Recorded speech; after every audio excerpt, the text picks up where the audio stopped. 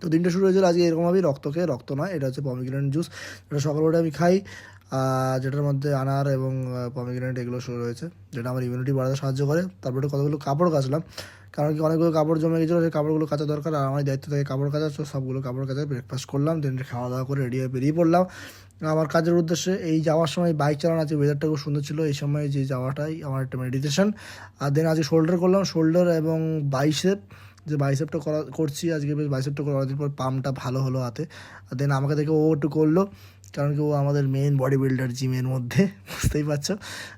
ও যাই হোক, তারপরে আমি একটুখানি আমার শোল্ডারে টেপিং করলাম, কারণ কি আমার টেপিং করা দরকার, কারণ কি এখন আস্তে আস্তে স্ট্রেংথ আসতে, তো সাপোর্টটা দরকার আমার মাসলের, সাপোর্টের জন্য টেপিংটা করা হলো।